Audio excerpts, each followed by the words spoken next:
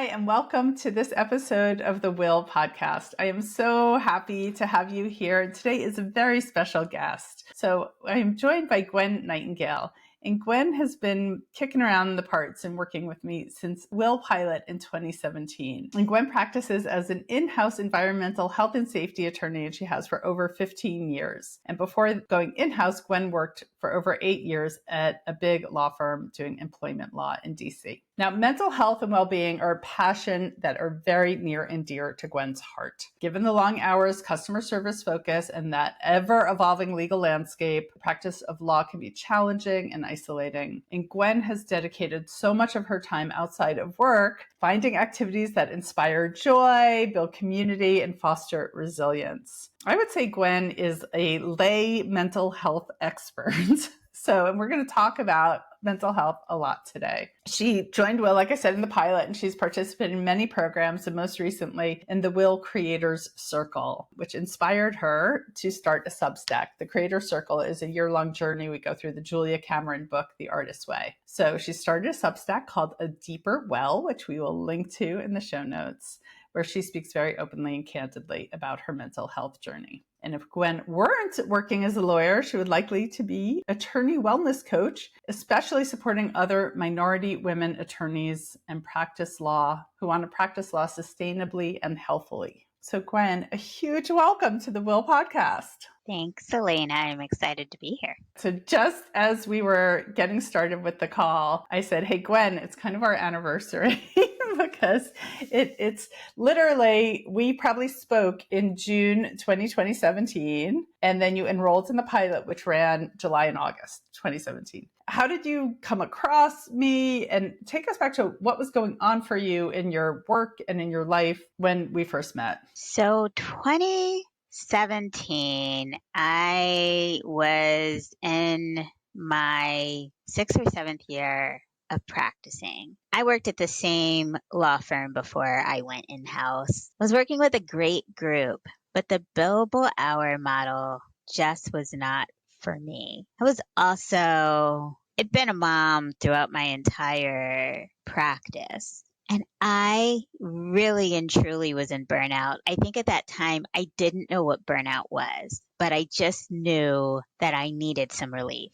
I had been in therapy and I was beginning to think about what was next for me outside of the law firm, but I had no idea where to start. I felt stuck. I was super attached to my practice group. To this day, I'm close with them and see them pretty regularly. The idea of leaving them was scary and not easy, but I knew I needed to get out of the firm. I remember seeing an advertisement for Will, and that ad just spoke.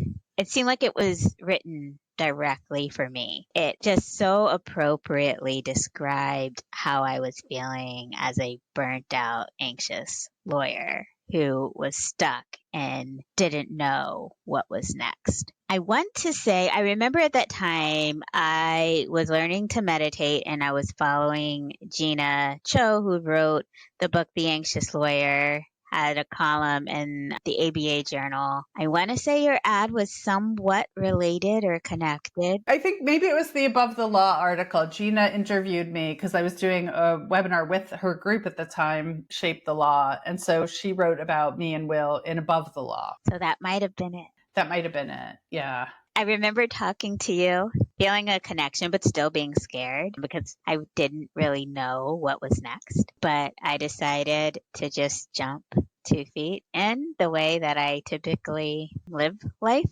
and I haven't regretted it since. Beautiful. So take us through then a little bit more of your journey, because you didn't leave your law firm immediately. And tell us a little bit about your journey after that pilot. So the pilot was 6 weeks. Then what happened for you? Yeah, I didn't leave. I was struggling with figuring out what my next step was. I didn't leave the firm until August 2019. Took you a couple of years. Yep. So it took me a couple of years. I think a big part of that was just how enmeshed I was with my practice group. They really meant and still do mean a lot to me. I remember going on maternity leave with my second daughter and crying on the way out the door from maternity leave, just showing how enmeshed I was and how much they meant to me. And I think it really took me getting to a point where I really and truly couldn't take it any longer. But I think through the process, I also struggled with the step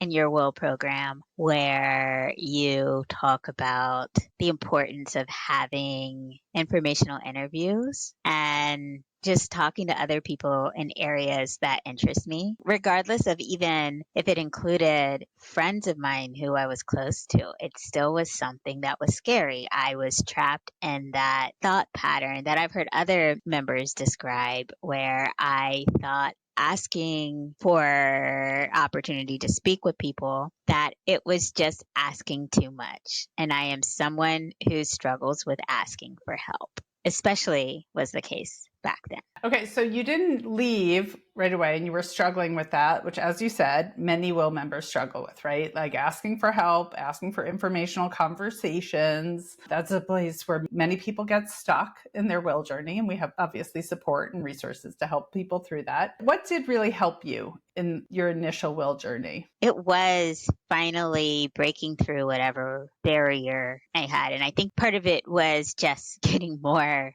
and more frustrated and fed up with the billable hour model and all that I was juggling working as outside counsel. So I found myself getting more and more candid with others. The company that I ultimately went to when I left the firm, they recruited me maybe a year after I completed will, but a year before I joined. And a colleague of mine accepted that role first. I think it was before I had even submitted my resume. I really hemmed and hawed over it. And I remember when that colleague came into my office to tell me that he was leaving the firm to go to this company, I got really candid with him then about how jealous I was and how I wanted to do something similar. I remember him asking me questions about it and encouraging me to pursue that a little bit more.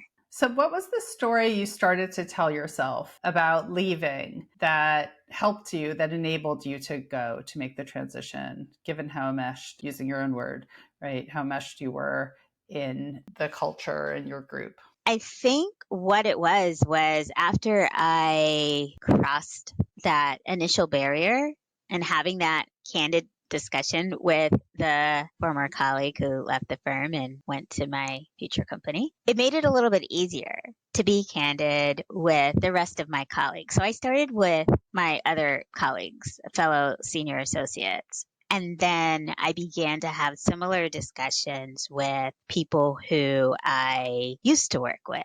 And then it expanded from there. So interesting. So it's like was your own informational interview process in some way, like this candid conversation. What was the narrative in your head that allowed you to be more and more honest and candid with them? Because I think a lot of women lawyers struggle with like being more transparent, having candid conversations, saying this billable hour thing isn't working for me. So what did you start? Because we do a lot of mindset work in will, right? What were you starting to tell yourself that enabled you to be that candid? That it was okay to be candid that first time. The world didn't end. The floor didn't release from underneath me. I was still okay. I survived that. Maybe I can just start with other people who get it, who are similarly situated, who want to practice law in a similar way that I did. It's okay to just trust certain people where I felt safe and comfortable.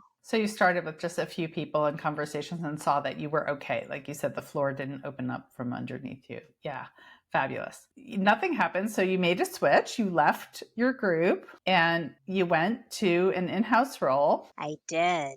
How was that transition for you? That transition was interesting. It was with a very large company, and I call it kind of in-house boot camp because wearing the hat of an in-house attorney is very different from the hat of outside counsel. I think it's pertinent to say here that I am a workplace health and safety lawyer. And so it was August 2019 when I joined the company. And I was really focused at that time on work-life balance because that was a big reason for my leaving, is to seek out work-life balance. And I did a pretty good job with setting those boundaries up until the pandemic.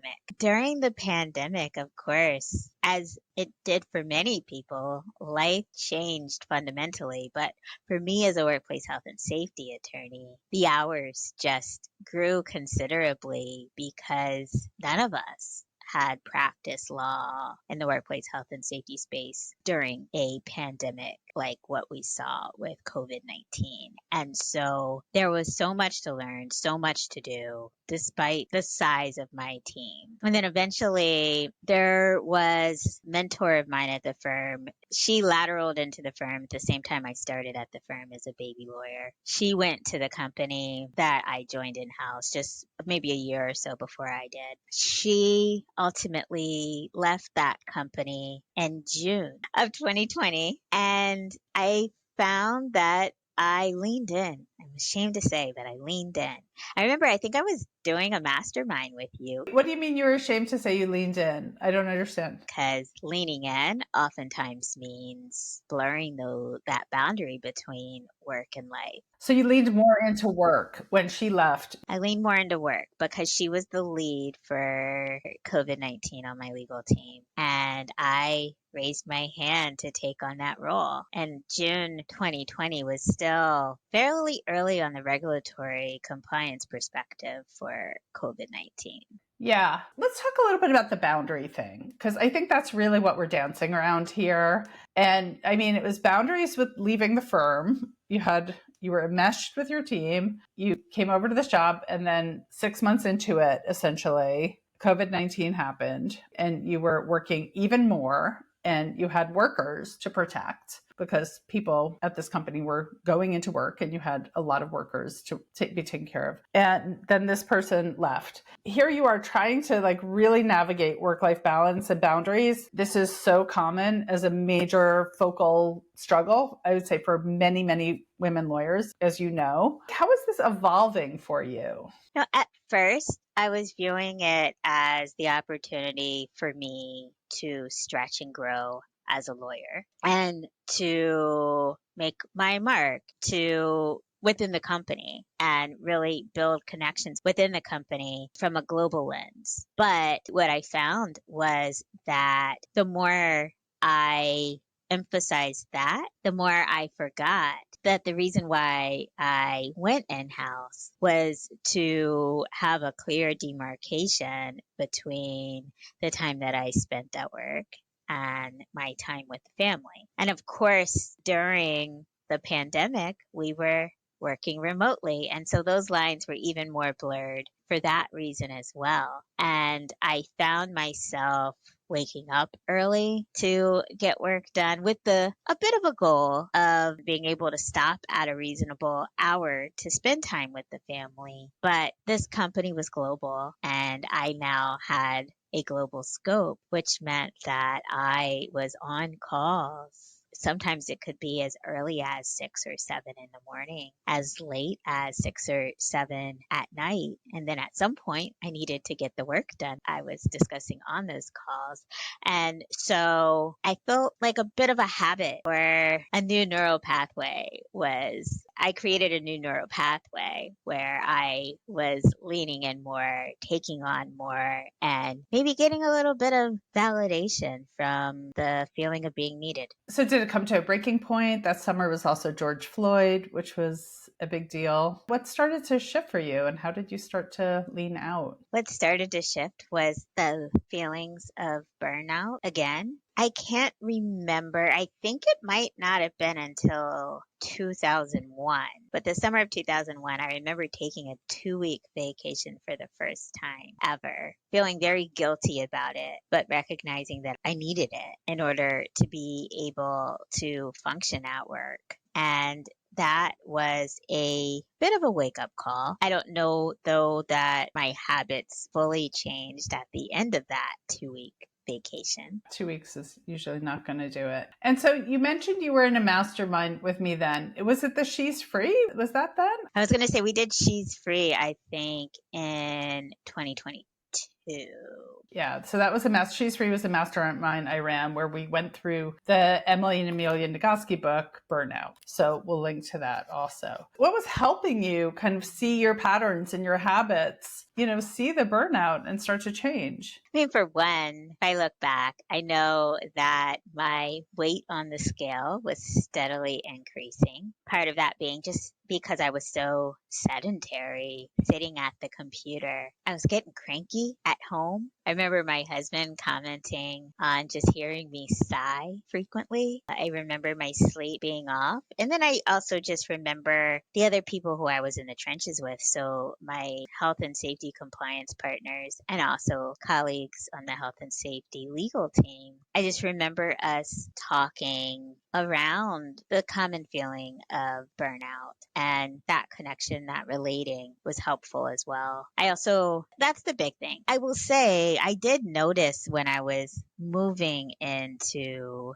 habits that would increase the potential for burnout. But at the time, like I said, I was prioritizing my career. I mean, the irony, of course, right, is here you're doing occupational health and safety work, and you yourself were suffering from an occupational health and safety issue of becoming more and more burned out, thinking that you were advancing your career. And yes, learning and growing and stretching yourself in your leadership. And yet there was a price. What changed for you with this? And how was Will helpful, and what changed? I think, for one, throughout all of this time, this mastermind that neither one of us can remember what it was. Was it the Sunday sprint? I mean, I know you were participating in like some little things I was doing. It was definitely, so I would do these Sunday fall sprints. I don't know. I would have to pull up the Will app to find out what it was.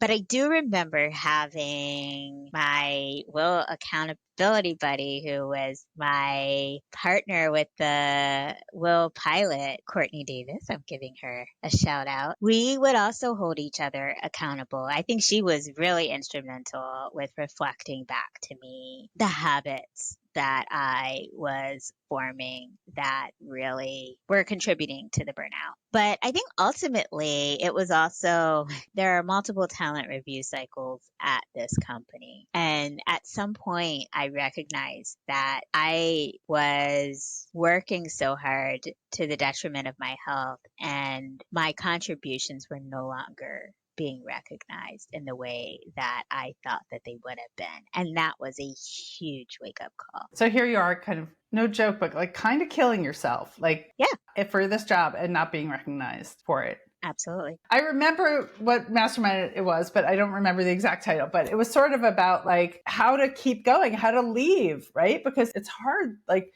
this is why I have some ongoing programs to support people like you who are like, yeah, I've made progress and I need help to keep going. Yes, I think. Yeah. And Courtney was in that too, right? Who had been in the pilot. So you decided to make another change. I decided to make another change. So I left in November 2022. I remember the seeds being planted, or, having the realization that I wanted to leave around April 2022. I began working. Courtney, I remember, recommended a resume writer that you had recommended on some program that she was continuing to work on with you and Will. Is this the amazing Emma Garrett? Should we give a shout out to the amazing Emma Garrett? Let's give her a shout out. Yes, I remember that. And so I began working with Emma. I remember also reaching out to you, learning a lot more this go round about the importance of speaking with my connections and letting them know that I am on my search again. Emma and I finally got to a pretty good place with finalizing the resume maybe that summer. And around that time also my manager left, and that skyrocketed my desire to go. And from there, it moved pretty quickly. My current role reached out to me, and the rest is history. Yes, and you decided to reach out to people. You decided to work on the resume because that can boost confidence. And you decided to get out there and have conversations with people. What was different in your mindset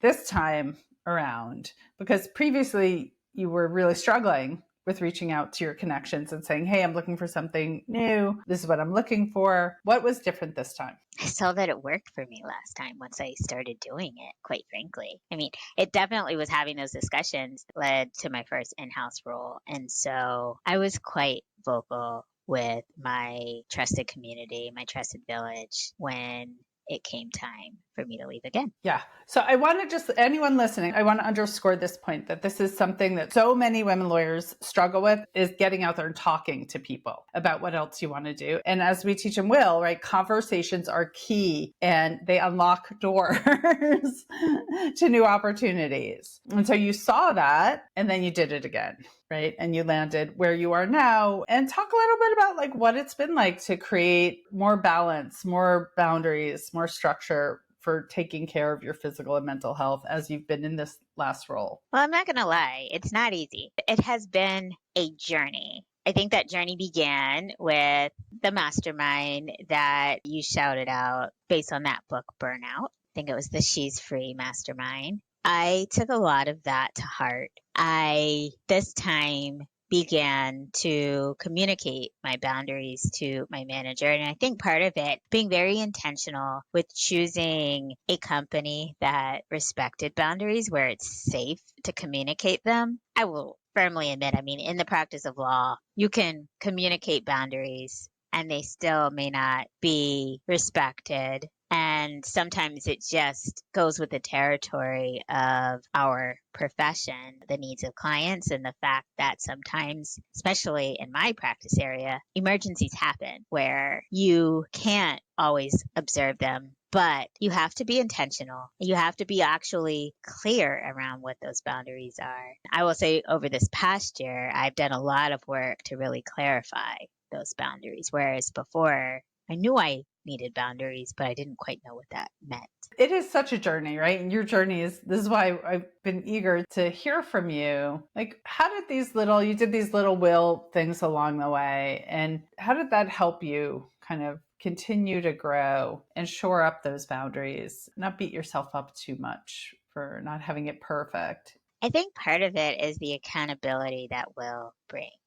The thing that I have learned is that community is so important with reinforcing the need for boundaries, for holding yourself accountable to your goals, your intentions. I love how focused your program is on mental wellness and ourselves as a whole. I love that while the title is Women Interested in Leaving Law, so many of us still remain in it. And that's okay. But the key is that we do so while changing our mindset so that we are able to practice law resiliently. And that means putting ourselves first and having the courage to say no and choose ourselves whenever we can. That's so beautiful. Thank you. There's a lot in that I want to explore further. Let's go right to that heart of it. Like, what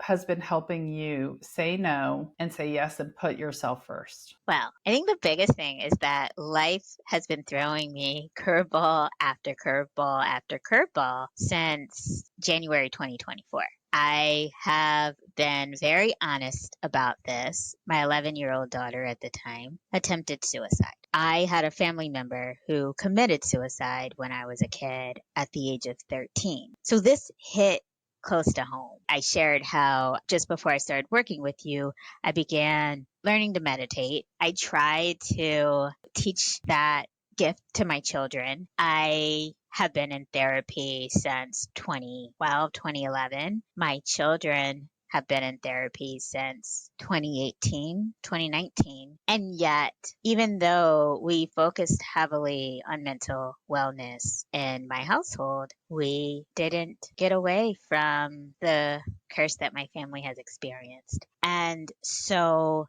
that was a wake up call that really shook me and helped me to shine a spotlight on what the true priorities are. And it's not that I didn't see my family as a priority.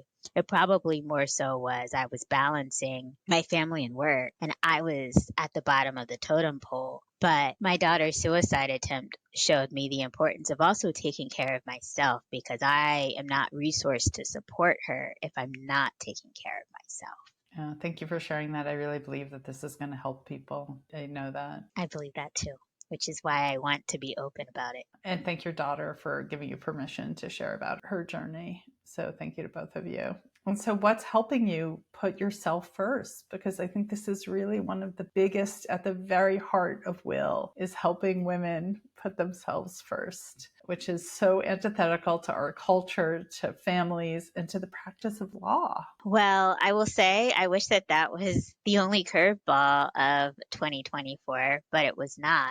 There were quite a few more, with a couple of family members being diagnosed with cancer, just the push and the pull associated with helping my daughter to heal from her depression. And I then began to see where I was burnt out, not just professionally, but then emotionally. Quite frank, I also had major surgery that year too. I think it was just a month after her attempt.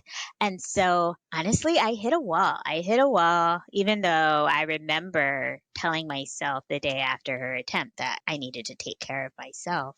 I still hit a wall during the summer of 2024. And then there was a family diagnosis that really knocked me down, that it got to the point where I needed to take a leave of absence for a month for my mental health. And to recover your physical health after your surgery. Yes. Well, I took a 1 month leave to recover from surgery in February to March. And then I took another one, and this one was specifically for my emotional health.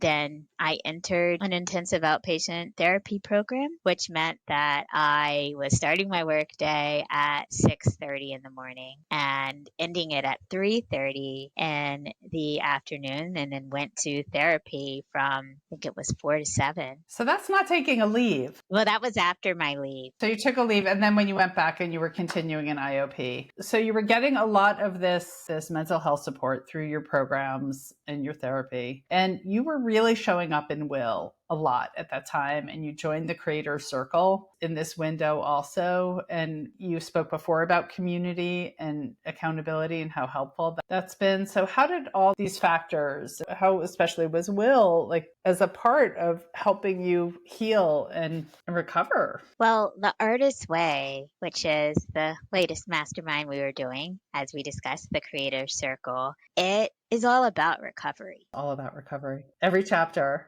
Every single chapter. And while it's written in the lens of recovering your inner creative, so much of it foundationally was also focused on mental health, quite frankly. It gave me the opportunity to tap into me, to tap into my higher self, my inner mentor. And you know, I've always loved your meditation, your inner mentor meditation.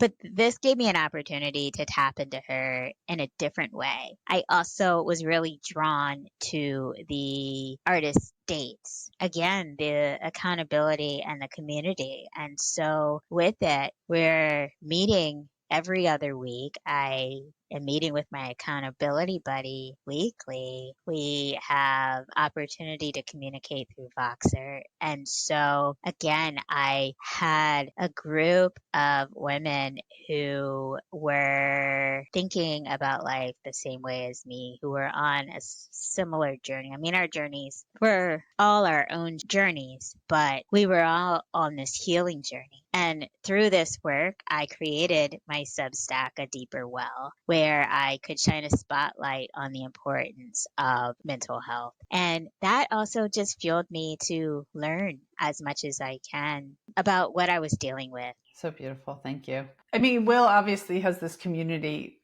component that you just said is so valuable for you. I've got two questions, so I'll throw them both out and then you decide which one you want first. What do you experience as the difference between therapy and coaching, because you were getting a lot of therapy and then you were in a lot of coaching also. So that's one question. Well, and then the other question is, so many lawyers are skeptical about community, about being vulnerable, being open in a community. So I'd love to hear you speak to, any lawyers who are skeptical about being part of a communal program where they get that kind of support and that like-minded vibe and energy and cheering each other on. So I'll just take your questions in order. So the difference between therapy and coaching. When I'm in therapy, and I guess there's different modalities of therapy. Of course, but generally, and for you, for your experience. But from my experience, it's been when it comes to individual therapy that I'm just talking, just freeform talking about whatever issue is fully present in mind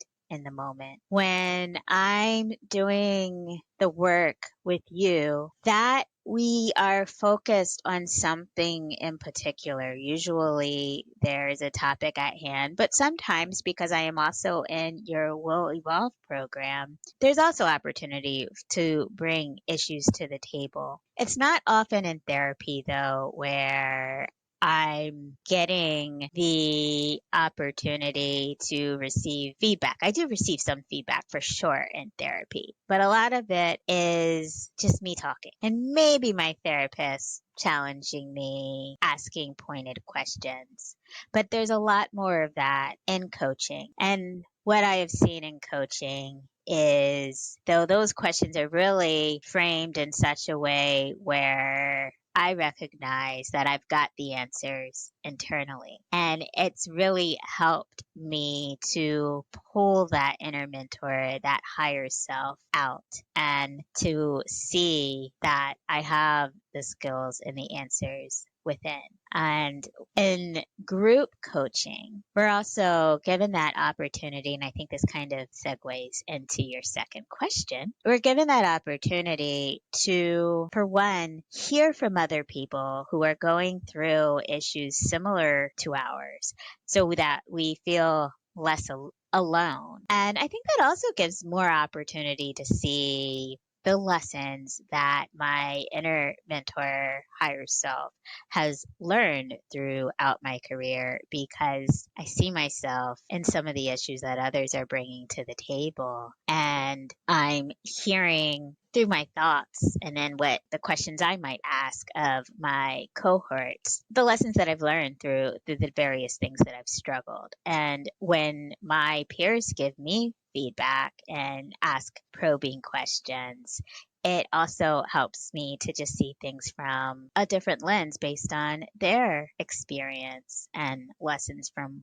what they've gone through. So the key thing is, with community, I feel less alone. The practice of law absolutely can be isolating. From the beginning, as a law student, sometimes there's a bit of a competition. And then when you're working at a law firm, you don't know who you can trust because that competition continues. And in the group coaching, there is no competition. We're just there to love and support on one another. It's so beautiful. Again, you've participated in a lot of things with me and Will over the years. And what do you feel like your Will journey is making possible for you now? My will journey is making it possible for me to grow and expand, develop confidence, and really reflect on how far I've come and use that to propel me forward. Because ultimately, I think I became a lawyer because I like working with people. And part of me hates to admit this, but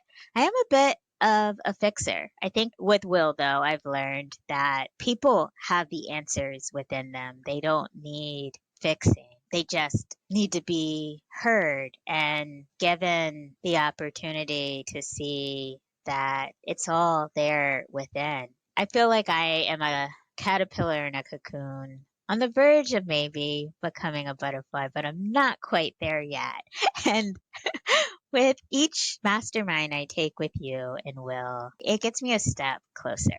And I will say this past year with Will Evolve, I'm showing up for office hours, whereas before when I first started, I remember you kept urging me to give it a shot. And for some reason, I don't know why, I was nervous. I don't know. What, like our community calls? Yeah, our community calls. Now I try to join whatever you offer whenever my schedule allows it because there's so much growth and opportunity in it. And what I see you now is like, I think of you as an informal peer leader within the community. And you and I have talked about this. How does that continue to build you? How does that support you? Because you're in a very different place than someone who just started and is a 5th or 6th year associate who is kind of where you were when you began at a big law firm, and they're on a mental health leave of absence, or they're figuring out how to, set the boundaries so they can get on the Will community call. How does that continue to nourish and grow you where you are now in your Will journey, in your place in the community? Well, for one, it helps me to know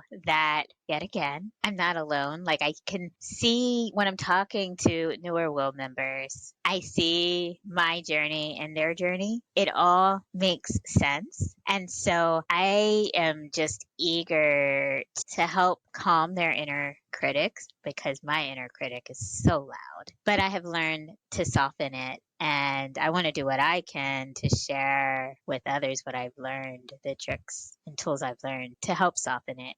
But then it's also helping me to build that muscle for what I would like to ultimately do, which is help women lawyers, particularly minority women lawyers, navigate the complex area of law. Well, like I said, Gwen, I believe you have a lot of expertise, a lot of mental health expertise, both from your lived experience and from all your study and research as you write A Deeper Well on Substack. And as you show up in your kind of peer leadership capacity in Will, what do you feel is like the dream of what's ahead for you? So the dream is one day coaching, maybe starting out part-time and eventually doing it full-time.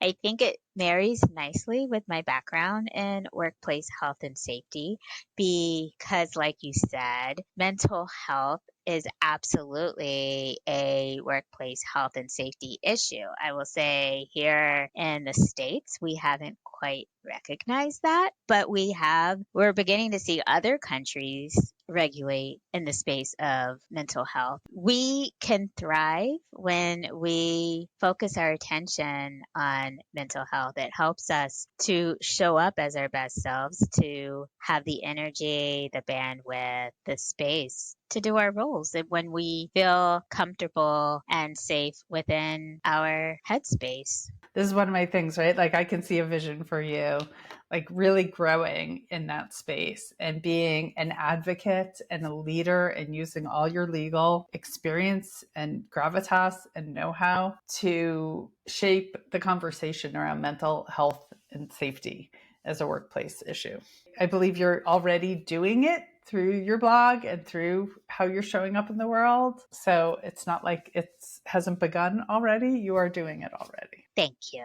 And yes, I'm viewing the blog as the first step. I see you continuing to evolve and grow that way for sure. A secret in the coaching industry, I believe, is what you said, is that it feels good to show up. Coaching others helps me be my best self, right? To use all the tools that I teach, that I share. It helps me remember to do my TFARs, right? Thoughts, feelings, actions, results. It helps me put all the tools into play also. I look forward to welcoming you as a colleague in that way as you are on your journey towards it. I mean, I see you very much in that. Thank you for reflecting that back to me. You're already doing it. Keep going. So what's maybe a final thought or two you would share with somebody who is a woman lawyer who's struggling, who's stuck? What might you want to share with them? I want to share with them that this feeling is temporary and to have the courage to speak up and find your community, find your cohort. If you've been pondering working with Elena, working with Will, maybe take a leap and explore it because you are not alone. and the way that you are thinking. And you also have within you the tools you need to help you become unstuck. But that feeling of being stuck and recognizing the fact that you feel stuck, that is absolutely the first step. It's an individual journey. And so it happens at various speeds for each of us. And no matter how long it takes for you to get from point A to point B, it's not a failure. It doesn't mean anything except for that is your journey. And there might be lessons along the way that are important for you to learn before you get to that next step. I talk a lot about how one of my favorite songs is by James Taylor. It's called The Secret of Life. And I truly believe it. He says the secret of life is enjoying the passage of time. I think it is just that. I've found that life shows you the way. The universe pushes you in the direction that you're meant to go. And sometimes those hiccups or trials, curveballs that it's throwing your way, it's doing so to help you grow. There are lessons in it. You might not see it when you're in the mess of it, but when you're on the other side, it's going to become crystal clear. Enjoy the ride. So, as we close, what has become crystal clear for you thus far in your whole will experience? In my will experience, I didn't leave the firm until I was ready to leave the firm. It took different events to help me become unstuck. But talking to people, recognizing that I am not an island and it is okay to ask for help and that people want to help, just like I'm sure whoever out there is listening, we all want to help the people around us. You're probably thinking, yeah, I do. Know that other people feel that way about you as well. And so for me, I needed to learn that at the pace that I needed to learn it, and that was okay. I went to the very challenging in-house position that I went to teach me what it's like to be an in-house lawyer. And that gave me valuable information so that I have these life experiences that I can share with others as they are struggling. I think my daughter's suicide attempt, that was meant for both her and me to learn that we can do difficult things. We can endure a lot. We can ask for help along the way. We can survive and get to the other side with so many lessons.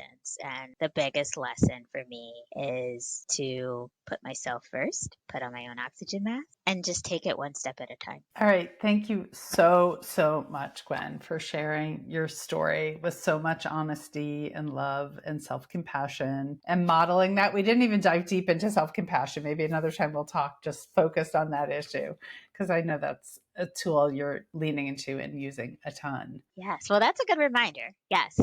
I felt it all throughout this conversation was your self-compassion for yourself for every stage of where you've been on your journey, and that there's no rush, right? There's no rush, and doing it, engaging in it, I think is that often that hard first step, but everyone's got their own path and their own timeline. Absolutely. Beautiful. I love you. I'm so appreciative for every step you've taken, how generous you are in the Well community, how generous you are with your blog, A Deeper Well on Substack, where you share tools and resources and stories. I know you're here to help a lot more people on your path to that. You already are, and it's only going to grow. Thank you. And thank you so much for having me on here. It's a lot of fun chatting with you. Thank you for forming and creating Will and creating the safe space for women lawyers like myself to find our community, find our voice, find our passion,